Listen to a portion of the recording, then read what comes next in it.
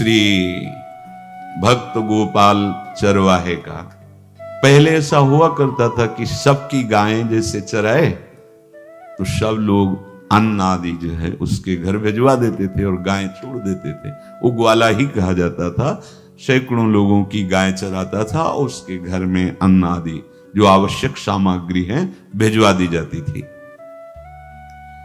ना तो एक अक्षर वो पढ़ा लिखा था और ना कभी उसने भगवान का नाम या कोई चर्चा सुनी थी। उसके कोई परमार्थ से संबंध ही नहीं था। बस गाय चराते थे, जंगल में रहते थे, पत्नी भोजन पहुंचा देती थी और परिवार चलाने के लिए गांव के लोग दे देते थे अन्न, क्योंकि सबकी गाय चराते थे। ना तो उसको किसी धर्म का ज्ञान था, ना किसी साधना का ज्ञान था। एक दिन देखा जंगल से एक मंडली जा रही संतों के। ओ श्री राम जय राम जय जय राम, श्री राम जय राम, ऐसे कीर्तन। संत जन पहले मंडली बना के चलते थे, तो नाम कीर्तन पद कीर्तन ऐसे। उसको बड़ा आनंद आया। उसको लगा कि इतने झूम झूम कर संत जन गा रहे हैं, किसी से बात नहीं की, पकड़ लिया। अब पूरा तो नहीं, बस उतना राम राम राम राम ऐसे करने लगा। देखो कई बार कहा है, यदि आप बिना गुरु मंत्र के भी नाम जप करेंगे तो नाम जप आपको गुरु तक पहुंचा देगा, क्योंकि गुरु प्रदत्त नाम भगवत साक्षात्कार कराता है। 50 वर्ष की अवस्था लगभग हो गई थी। कभी कोई तीर्थ याटन, धर्म कार्य, शास्त्र स्वाध्याय, सत्संग कुछ नहीं। देखो कृपा, विश्वास। अब वो अलौकिक ढंग से नाम में मिठास लगने लगी उसको, तो जोर जोर से कभी कभी नाच पड़ता, चरवाहा है ना, गाता। तो और जो लोग थे उसका उपहास करते, अरे नरक में भी ठौर नहीं मिलेगी, जिंदगी में कुछ पुण्य नहीं किया, ये ऐसे लोग बहुत उपहास करने वाले। ऐसे करने से क्या मिलेगा, नाम से कुछ हो जाएगा। उसने कहा हमने तो कभी सोचा ही नहीं कि कुछ होगा, हम तो ऐसे ही गा रहे। पर ये लोग उपहास कर रहे हैं, क्या गलत है क्या ऐसा गाना? जब तक दृढ़ ज्ञान नहीं होता तब तक माया फिसला सकती है। उसने कहा कि हम किसी लाभ के लिए, बैकुंठ जाने के लिए या कोई लाभ के लिए नहीं जपते, हमें तो अच्छा लगा, वो गा रहे थे संत जन तो हम गाने लगे। क्या सही में आप लोग समझते हैं कि ये गलत है? उनका तुम मूर्ख हो, तुम्हारी क्या समझ में आए? और उपहास करते उसका। उसके मन में एक बात आई, कोई ये प्रमाण दे दे मुझे कि ये जो मैं संतों के मुख से सुना नाम, ये परम सत्य है, ये परम सुखकारी है, और इससे क्या वैकुंठ मिल जाएगा? कोई तो मिले मुझे। और जब किसी के हृदय में ऐसी आकांक्षा होती है तो वही मिल जाते हैं जो सबके हृदय की जानते हैं। एक दिन उसने देखा जब लोग दिल्ली की हंसी मजाक कर रहे थे, उसी समय एक लंगोटी पहने हुए, हाथ में कमंडल और दंड धारण किए हुए कोई वीतराग परमहंस दौड़ा, चरणों में गिर गया। महाराज महाराज, बस एक बात आप बता दीजिए, जो हम राम राम कह रहे हैं, ये लोग उपहास करते हैं, क्या इससे हमारा कल्याण हो जाएगा, वैकुंठ मिल जाएगा?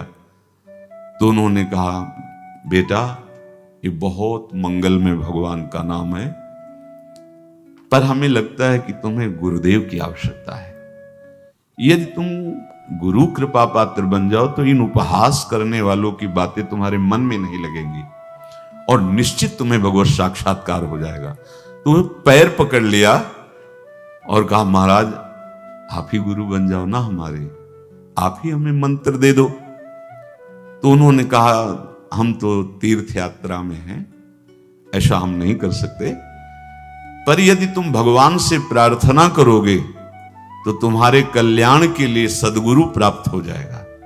इसलिए जैसे कोई पूछते हैं किसको सदगुरु बनाऊं, तुम कहते किसी को नहीं, पहले भगवान को मानो, श्री हरि को, जगत गुरु श्री कृष्ण को, फिर उनसे प्रार्थना करो कि यदि आप आवश्यक समझते हो कि सदगुरु के रूप में आप आकर के हमारा कल्याण करेंगे तो मुझे पहुंचा दो, या आप स्वयं आ जाओ। मैं नहीं खोज कर पाऊंगा, मेरी वो दृष्टि नहीं है कि मैं किसी महापुरुष को पहचान सकूं। मैं तुमसे सत्य कहता हूं, सदगुरु की जो शरण में हो गया तो उसके जीवन नौका की डांट सदगुरु अपने हाथ में ले लेते हैं।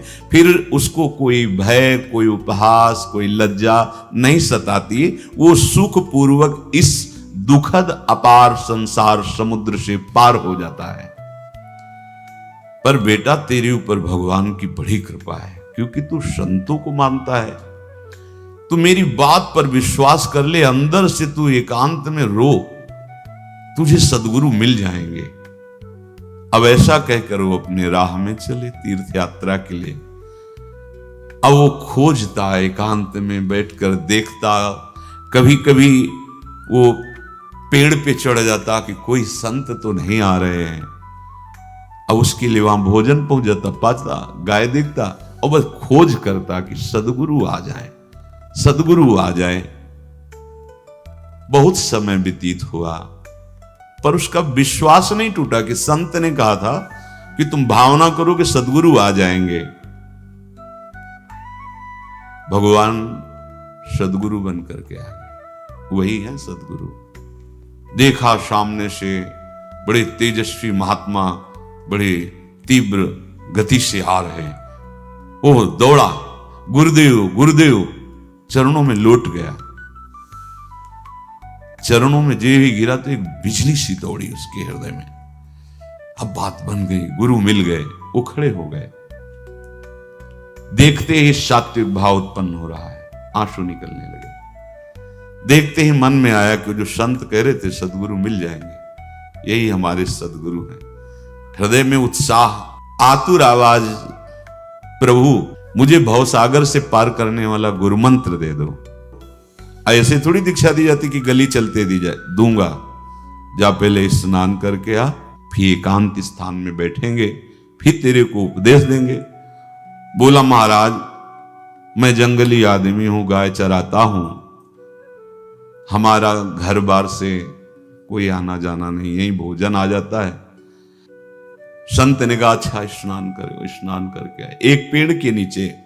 भाई मैं तुझे कुछ नियम दूंगा, कुछ शर्त। तो अब महाराज गंवार आदमी है, ना हम आपका कोई नियम पालन कर पाएंगे, ना कोई व्रत पालन कर पाएंगे, ना कोई साधना कर पाएंगे। आप देख लो हमारी हालत। 50 साल का हूं, पढ़ा लिखा बिल्कुल नहीं, कोई धर्म कर्म नहीं जानता, गाय चराता हूं। मुझसे बहुत बातें नहीं सदेंगी। अगर एक कोई बात बता दो तो प्रण करता हूं जिंदगी में प्राण त्याग सकता हूं, पर एक बात कोई, एक नियम कोई दे दो। हमें बहुत नियम तो नहीं समझ में आएंगे, एक कोई बात बता दो कि ऐसा कर लेना और मंत्र जपना, तो हम प्राण त्याग सकते, पर आपकी आज्ञा उल्लंघन, पर बहुत हम बातें नहीं मान पाएंगे क्योंकि हमारे इतना ज्ञान नहीं है। गोपाल के वचन सुन करके बहुत प्रसन्न हुए संत भगवान। एक नियम तुझे देता हूं, हमारे आराध्य देव श्री कृष्ण हैं, गोविंद हैं। आज से तुम्हारे आराध्य देव गोविंद हुए, हाँ श्री कृष्ण है। बिना उनको पवाए तुम्हें पाना नहीं है, बस यही तुम्हारे लिए नियम है। तुम्हारे पास जो आवे, सूखी रोटी, दूध, छाछ, जो भी, बिना उनको पवाए पाना नहीं है। सीधा सरल आदमी। गुरुदेव प्राण चाहे चले जाएं, बिना उनको पवाए आज के बाद कभी जिह्वा पे कुछ नहीं जाएगा, ऐसा गुरुजन आदेश करते हैं वैष्णव मार्ग के पथिकों को कि जल भी बिना अर्पित किए मत पियो। अगर आप बिना अर्पित किए पीते हैं तो आपकी बुद्धि में इष्ट देव के प्रति ममत्व तो नहीं आ पाएगा, नहीं आ पाएगा। अब तो गोपाल नाच पड़ा कि गुरु मिल गए, गुरु मंत्र मिल गए और इष्ट का पहचान मिल गई। उसी समय घर से भोजन आया, वही कभी चटनी रोटी, ऐसे ही बैठा एकांत वृक्ष के नीचे। आओ गोविंद भोग पाओ। अब गोपाल विचार में लगा कि आ तो रहे हैं ही नहीं, और गुरुजी ने कहा बिना पवाए पाना नहीं। पूरा दिन व्यतीत हो गया। गुरुजी कहते घट घट में विराजमान भगवान है तो कहीं से भी प्रकट हो सकते हैं। तो अंदर मंत्र जपता हो, कहता आओ भगवान पाव आके नहीं आए। महाराज हमारे गुरुदेव ने आपका ध्यान जो बताया था वैसे ही आओ, आप पाओ आकर के। रात्रि हो गई, देखा पर वो नहीं आए तो भोजन उठाया, गाय को पवा दिया। तो बहुत सी गायें थी, भूखा रह गया। दूसरे दिन फिर भोजन आया, एक पत्ता टोरा, जल से छिड़का पत्ते को और भोजन रखा। भगवान को फिर पुकारा, आओ प्रभु। गुरुदेव ने आज्ञा की, बिना आपको पवाए हम अपनी जबान में नहीं रख सकते। शाम हो गई, रात्रि हो गई, फिर गौ को दे दिया, नहीं पाया। अब एक तो 50 वर्ष की अवस्था और गौओं के पीछे दौड़ना और भोजन पाना नहीं, शरीर में सामर्थ्य धीरे धीरे कम होने लगी। तीसरा दिन, चौथा दिन, पांचवा दिन, छठा दिन, सातवां दिन, दीनानाथ प्राण चाहे निकल जाए, हम गुरु की आज्ञा नहीं तोड़ सकते। अगर आप नहीं आएंगे तो भूखों मर जाऊंगा। पर हम ये बात देखो, ये बात चरवाहा है, कोई साधना पूर्व की नहीं। गौ सेवा के प्रताप से उससे संतों में प्रीति हो गई, नाम की कृपा से, गुरु की कृपा से नामी की प्राप्ति की चाह। ऐसे कई दिन व्यतीत होते गए, अस्थि मात्र होए रहे शरीरा। पूछते कि क्या बात है, भोजन तो हम रोज लाते हैं, आप रोज लेते हैं, क्या पाते नहीं? आपका विषय नहीं। शिक्षा मिलती है, अपने गुरु उपदिष्ट साधन को किसी से बताना नहीं चाहिए।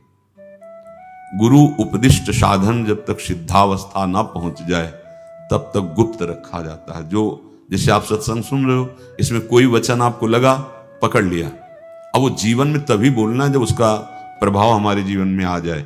नहीं ऐसे नहीं बोलना, नहीं तो निकल जाएगा। और अगर रोक लिया तो मंथन करेगा अंदर और आपको उसमें स्थित कर देगा।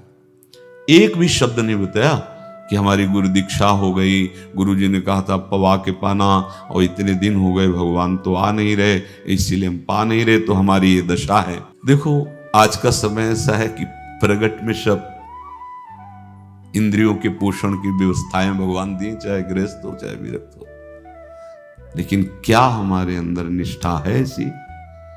सबरी जी जब उनके गुरुदेव पधारने लगे तो चरणों में रो के गिरी कि प्रभु इस पूरे विश्व में मुझ अधम को सिर्फ आप ही प्यार करने वाले, आप ही ने दुलार करके मुझे रखा, नहीं सब जगह ठोकर मिलती, कोई भी संत महात्मा हमारी तरफ देखना नहीं चाहते, और प्रभु आप जा रहे हो, अब कैसे जीवन?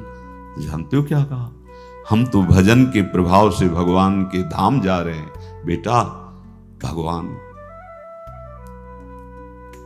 स्वयं चलकर तुम्हारे पास आएंगे। सबरी जी बहुत वर्षों तक कभी गुरु के वचनों पर अविश्वास नहीं हुआ, क्यों कहते थे भगवान आएंगे, रोज पावड़े डालती हूँ, सोहनी लगा के जल छिड़कती हूँ, रोज पे लगता है फुसला तो नहीं दिया गुरु जी ने? नहीं, गुरु के वचन भगवान आएंगे। शायद ऐसा वर्णन की शास्त्र हजार वर्ष सोचो जरा, और भगवान आए और सबरी को निहाल किया। ऐसे हो गुरुदेव ने कहा है भगवान आएंगे, जब तक वो ना पाएंगे तब तक हमने कहा है कि और उनका उद्देश्य अलग था कहने का कि आप भगवान को भोग लगा के पाइएगा और भजन कीजिएगा तो मंत्र के प्रभाव से तुम्हारे मानस पटल पर भगवान दिखने लगेंगे। ऐसा होता है, पर वो सीधा आदमी सीधा समझा, जब तक भगवान नहीं पाएंगे तब तक हमें नहीं पाना। 18 दिन बीत गए, कुछ न खाना न पीना। गोविंद भी देखते बाल भक्त ओम प्रकाश जी महाराज यही अपने चामुंडा के पास से उधर, बहुत नामनिष्ठ महात्मा, बाल भक्तों में बहुत ही मानो प्रहलाद जी ही हैं। जैसे प्रहलाद जी नामनिष्ठ भगवान-निष्ठ, घट घट में भगवान को देखने वाले, ऐसे श्री ओम प्रकाश जी बाल भक्त। बड़े बड़े महापुरुष गए, हरि बाबा, उड़िया बाबा, सब बस वो यही कहते कि ये श्री कृष्ण का आदेश है। फिर शायद 50 के भी ऊपर दिन गए थे, ऐसे 70 दिन। 70 दिन तक उस महापुरुष ने कुछ नहीं खाया, सशरीर अंतर्ध्यान हुए, आज समाधि उनकी बनी। हे, जब महत्व भगवान का जग जाता है तो शरीर का महत्व नहीं। अच्छा, प्राणनाथ जब प्राणों का पोषण कर रहे हैं तो अन्न में भी तो प्राणनाथ की ही दी हुई शक्ति है, तो बिना अन्न के भी उनका पोषण हो रहा है। पर ये भागवती का आदेश से, मनमानी करने से नहीं। मनमानी करने में फिर मार्ग रुक जाएगा। भगवान आदेश करते हैं अपनी वाणी से, युक्ताहार विहार से, उचित आहार विहार, वो तो भगवत आदेश होता है। 18 दिन बीत गए, 19वें दिन जब भोजन आया तो पेट के आते सब सिकुड़ गई थी। वैसे ही 50 वर्ष के थे, आंखें धस गई थी, उठने की ताकत नहीं। पत्नी ने फिर कहा कि आप कुछ तो बताइए कि क्या आपको कोई रोग हो रहा है, आप भोजन नहीं पा रहे, मैं रुक जाऊं यहीं आपकी सेवा के लिए या आप घर चलिए। कोई उत्तर नहीं, आप जाइए, हम ठीक हैं। ऐसा फिर धीरे से पत्ता लाए, छिड़का, भगवान आओ पाओ आकर के। शाम हो गई, फिर गाय को दे दिया। विचार कर लिया कि अब मरना ही है, मुझ जैसे अधम के पास भगवान तो आएंगे नहीं, वो तो भगवान है, पर मैं अपने गुरु के वचन नहीं तोड़ सकता, मर चाहे जाऊं। 27 दिन व्यतीत हो गए, एक कवल भी अन्न नहीं पाया। न चलने की शक्ति थी, न पत्ता लाने की शक्ति थी, न जल छिड़कने की शक्ति थी। जिस पात्र में भोजन लाई थी, लेटे ही लेटे खोला और कहा, प्रभु मुझे पता है आप इस शरीर से नहीं मिलोगे, पर आप जान लो मैं अपने गुरु की आज्ञा का उल्लंघन नहीं करूंगा। ये मतलब जितने महान हुए हैं सब निष्ठाओं में निष्ठावान हुए हैं, अपने लोग फिसड्डी हैं। जरा सा कोई दुख, जरा सा कोई सुख, फिसल जाते हैं। प्राण अनंत जन्मों की बिगड़ी 27 दिन क्या होते हैं, क्या होते 27 दिन? अनंत जन्मों का जमा कूड़ा करकट भगवान साफ कर रहे हैं। यस, जो तन्मयता, गुरु निष्ठा, जो प्राण भूख से व्याकुल, सब भस्म हो रहे हैं पाप अनंत जन्मों के। अनंत जन्मों, जैसे हम सोचे कि भगवान इतने निर्दयी कैसे हैं? नहीं निर्दयी, आत्मा को कुछ फर्क नहीं पड़ता। और शरीर ने जो किए हैं जन्म जन्मांतरों के, वो निष्ठा के कारण दुख नहीं पहुंचेगा। निष्ठावान को दुख नहीं पहुंचता, वो आपको दिखाई देगा दूर से, उसको दुख नहीं पहुंचता, क्योंकि निष्ठा का कवच है, वो कभी कोई भेद नहीं सकता। किसी भी माया के यंत्र में ताकत नहीं कि निष्ठा को भेद सके, उसी को निष्ठा कहते हैं, नहीं भेद पाए। 27वां दिन है। पति की दशा देख करके कहा, स्वामी अब तो आप कहोगे भी तो मैं नहीं जाऊंगी, हम आपकी दशा, इशारे से कहा आज भर चली जा, क्योंकि उसको लग रहा था आज प्राण निकल जाएंगे। आज भर चली जा, फिर कल से जैसी तेरी आज चली जा। इशारे से, बोलने की भी सामर्थ्य नहीं थी। गोपाल के आंसुओं की धारा चल रही, पड़े पड़े धीरे से खोला जो भोग है, और अंतस्थल, आज बोल भी नहीं पा रहे, अंतस्थल से कह रहे, प्रभु अब चाहे आके पालो या लिवा जाके पवा देना, देख लो आप, आखिरी है, आके पालो या लिवा जाना, अपने यहां पवाना, क्योंकि हमारे यहां तो पाए नहीं आप। बड़े प्रेम से अंदर से आवाज आई, गोपाल।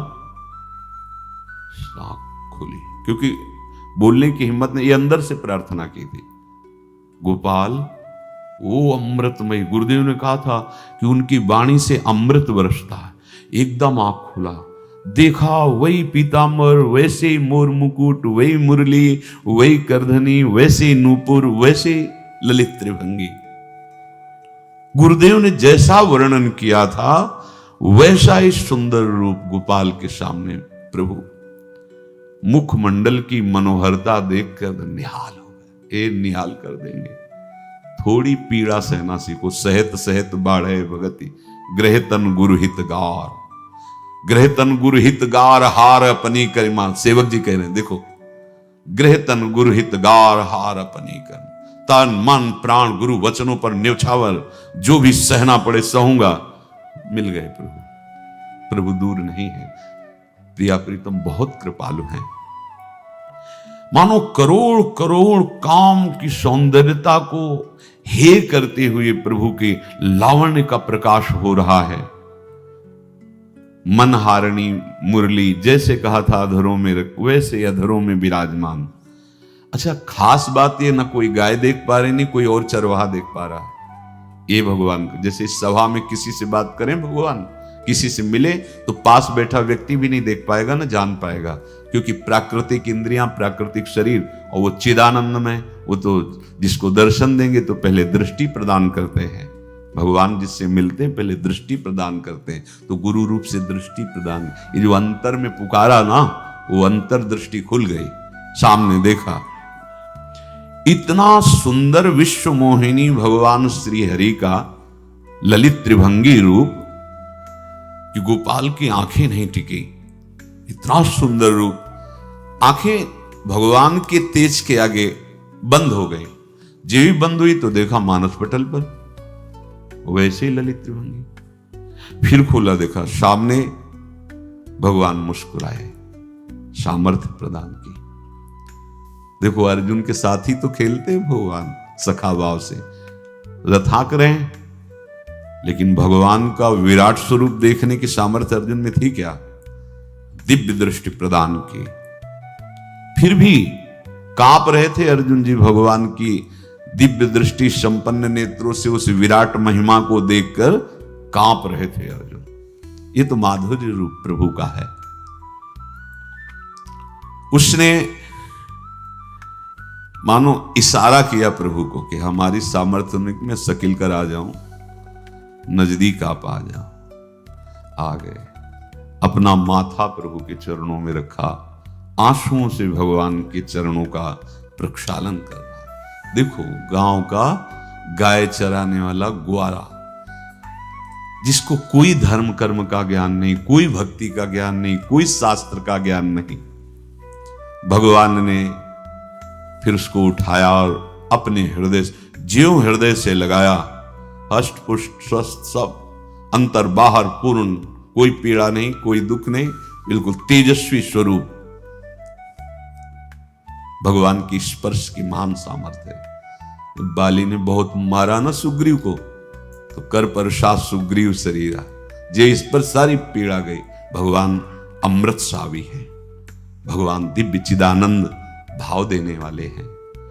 अब तो सुरमुनि वांछित प्रभु की छाती से लपटा है। ये ऐसा ना सोचो कि कहानियां हैं, ऐसा ये सत्य विषय आप भी प्राप्त कर सकते हैं। इसी के लिए रोज सत्संग होता है। जब वो भगवान से लिपट कर छाती में अश्रु की बूंदे, तो भगवान ये था माम प्रपद्यन्ते, भगवान की अश्रु बूंदों से गोपाल का अभिषेक हो रहा है। मानो सुदामा मिलन हो रहा है। जैसे भगवान को दैन्य बहुत प्रिय है। तभी भाई जी महाराज कहते हैं पद में कि बुद्धिहीन बना दो हे भगवान, हमें बुद्धिहीन बना दो। ये जो बहुत बुद्धि चलती है ना, इसके लिए दौड़ भाग है। नहीं, सीधे प्रभु हमारे हैं, हम प्रभु के हैं। नाम जप आश्रय भगवत प्राप्ति निश्चित। भगवान बोले, प्यारे गोपाल अब तू रो मत, देख मैं तेरे प्रेम में पगी हुई ये जो सूखी रोटियां हैं अभी पाता हूं। और भगवान बैठ गए और उसके घर की जो रोटी थी उसे भी। देखो, मुझे त्रिभुवन का कोई भी भोग प्रसन्न नहीं कर सकता गोपाल, मुझे त्रिभुवन का कोई भोग प्रसन्न नहीं कर सकता। इस बात को समझो। जिनको ये भ्रम हो कि हम अधर्म से कमा के 56 भोग लगा के प्रभु को प्रसन्न कर लेंगे, तो ये बात सुनो। कह रहे मुझे त्रिभुवन का कोई भोग प्रसन्न नहीं कर सकता। मैं ऐसे ही अन्न की चाह रखता हूं। भगवान के वचन, जैसे दुर्योधन का महल का सब वैभव त्याग के, स्वागत ठुकरा के और विदुरानी जी के हाथ का छिलका पाया। मैं ऐसे ही अन्न की चाह रखता हूं, भगवान कहते हैं, बलिहारी है। कभी प्यार से एकांत में रो के इनको पवाना सीखो। भले आप इतनी कटोरी में सब्जी, 2 रोटी, और अगर दैन्य भाव से कि नाथ कहां आप और कहां, कैसे आपको पवाएगा। जो छवि है ना,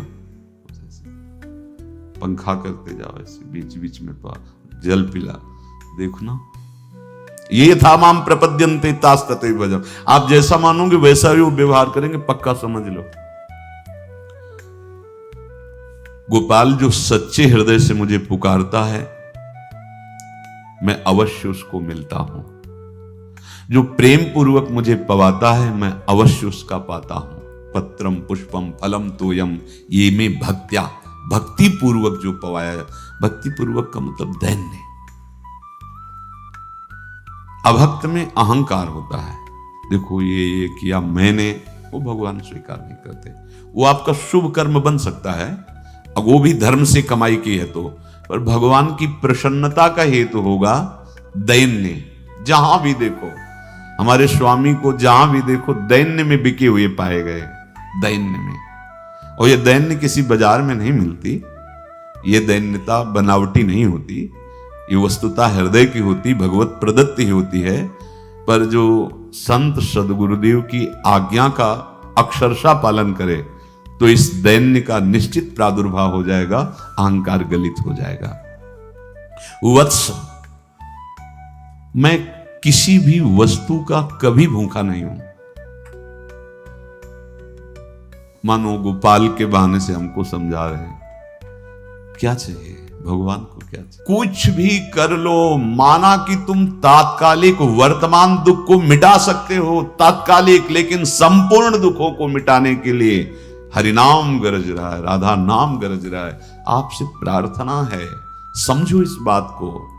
कलयुग केवल नाम आधारा।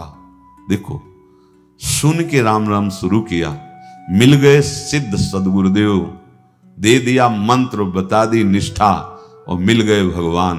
और भगवान कह रहे हैं अब तेरे जीवन में कभी दुख का लेस नहीं रहेगा, तू अब घर जा, अब किसी की गाय चराने की जरूरत नहीं है। कुल परंपरागत तेरे लक्ष्मी बढ़ती रहेगी, तुझे कुछ करने की जरूरत नहीं। देखो, बड़े बड़े सोने के पहाड़ किसी सुनार ने बनाए क्या? प्रभु ने तो बनाया। भगवान हंसते हंसते समझ ही नहीं पाए और अंतर्धान हो गए। अभी गोपाल कुछ अपने मन भर के देख नहीं पाया था, कह नहीं पाया था, भगवान अंतर्धान हो गए। अब तो चिल्ला चिल्ला के रोने लगा और विवश होके आंख मूंदी तो देखा उसके मानस पटल पर छाए। अब तो राजी हो गया कि ये मेरे प्रभु ऐसी जगह विराजमान हो गए, कोई देख नहीं पाएगा, हम रोज बात करेंगे, रोज दर्शन करेंगे। नारायण या गौर श्याम को हृदय निकुंज बसइए। तो इसलिए धैर्य धारण करके, कितना भी कष्ट हो, अब पीछे मत हटो, फिसलो मत। माया अपने पार्षदों को भेजेगी। प्रभु का चिंतन छूटे वो कुछ भी स्वीकार नहीं। प्रभु का चिंतन होते हुए जो हो रहा है उनका सृष्टि का कार्य है, जो जो जिसको सेवा दी हो रहा है। हमारा प्रभु का आश्रय अगर बदला किसी व्यक्ति का आश्रय या किसी अन्य का आश्रय, बहुत घाटा हो जाएगा। अपने इस मन को देखते रहिए कि प्रभु को प्रथम नंबर में रखता है या द्वितीय नंबर में। हमें तो लगता है हो सकता है चौथे पांचवें नंबर पे रखता हो। अगर आपको यह वीडियो पसंद आई हो तो इस वीडियो को लाइक करें और मेरे चैनल को सब्सक्राइब करें। आगे आने वाले समय में ऐसी ही और भी वीडियोस में अपलोड करूंगा। अपना कीमती समय देने के लिए धन्यवाद।